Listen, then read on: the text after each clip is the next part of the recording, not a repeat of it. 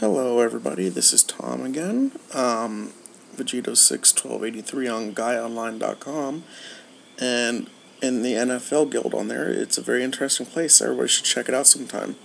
I'm going down my power rankings right now with these shows, and right now I'm going to be talking about the San Francisco 49ers, who I have at number 28. They did not let anybody go, no players of interest, or at least that I know of. I really didn't see anything, so I can't say much on that. They did, otherwise though, let go of some players through the through free agency, like Deshaun Foster. I mean, that's a guy who's been around for only about 7 years. This should be his 8th season, so he has plenty of time to still make a mark. I mean, he made a mark over in Carolina.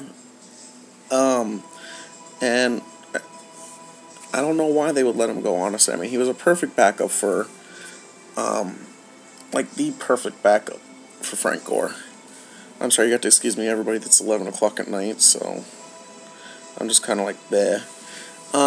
Then along with letting go of Deshaun Foster, they also let go of J.T. O'Sullivan. Now, O'Sullivan's only been around for 6 seasons. This should be his 7th. I mean, I don't know why they would let him go. He did very well over there. It's kind of a mystery to me. I mean, when their main guy went down in Smith, O'Sullivan came in and he played outstanding. I mean, under the former coaching, you couldn't have asked for much more. And then they let Donald Strickland go. Now, Strickland, that's a weird case. I mean, Strickland's only been in for 6 seasons.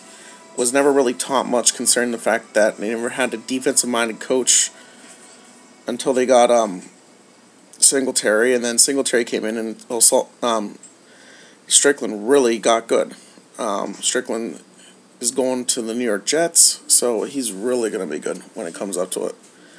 They acquired 4 players in Dre Bly as a cornerback, so that should do pretty decent in terms of taking over Strickland, but that's only a Band-Aid over the position. I mean,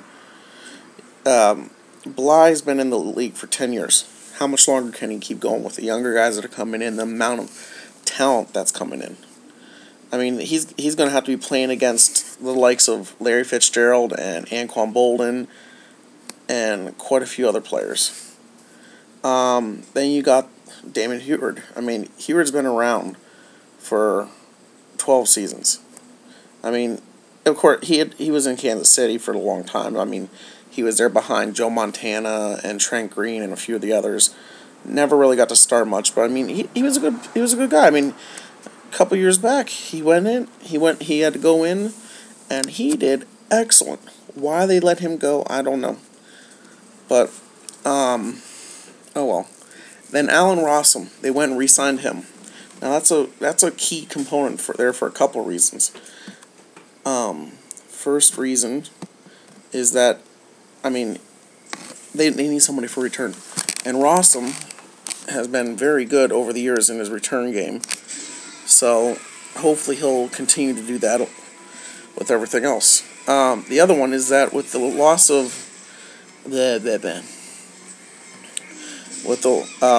loss of Strickland, I mean, you're going to need somebody to take over. You're going to need somebody to come in and at least help with that, actually. So Rossum is going to be able to take over a little bit more and help whoever comes in along with him. And then you got Takeo Spikes. I mean, I'm sorry, guys. I love Takeo Spikes. I mean, he did excellent on Philly for his 1 year he was there. But how much longer can he keep going? I mean, injuries, age. I mean, how much longer can he truly hold up in the middle of that line of those defense linebackers and be the key component there? Well, I guess we'll find out. Players drafted, I mean, they flat out went and surprised everybody, especially concerned that he fell that far, by getting Michael Crabtree. I mean, that was excellent. He's 6'2", 215. Now, my only issue with Crabtree is he's only in the NCAA for 2 years. Is he going to be able to stay there, stay at that level that he did there and translate over? I have no clue. I mean, that was a big, big mistake if you ask me. He easily could have probably been the #1 player in the draft over the next couple of years if he had stayed in. He's exciting. He's really good. He's completely natural at everything. But I think on a let's just put it this way. I think in the long run he's not going to be much better than he was in college. If this is where he's peaked. I mean, he does have an upside, but how much more, I don't know. And then they got Glenn Coffey, running back from Alabama. Now, that's something that's going to be very helpful. I mean, he is a hard-nosed runner. He's able to really go up the middle. I mean, he's 6 foot 209, so he's going to want to bulk up a little bit more, probably good 25 pounds. But he'll have time to do that behind Frank Gore. Now, hopefully that'll work out for them all. Beyond that, there wasn't much in terms of what San Francisco has done all season, the offseason. In the NFL, they just need to really work at it. I mean, they're ranked 28th. I really think they could go higher. I mean, they're the only team that I believe that can go more than the 2 spots out of the way on my board. I think they could actually go up by almost 10, depending on how they play their cards and because of the division they're in. In the NFL, for the updates, the Bills' owner Wilson is in no hurry. To add any more games in Toronto. The Goodell is initiating a review of Burris' case and as Vic's, but he's stating for Vic's that he's not going to be giving any statement at this time, and that everything's going to be in due time.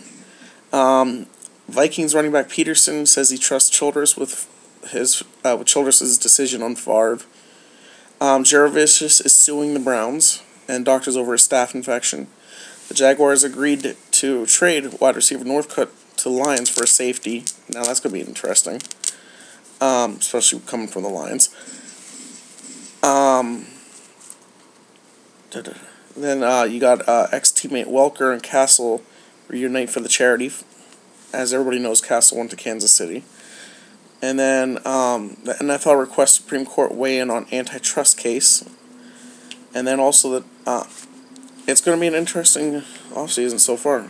And then on top of it all, of course, you got to have the Dallas somehow in the headlines all the time.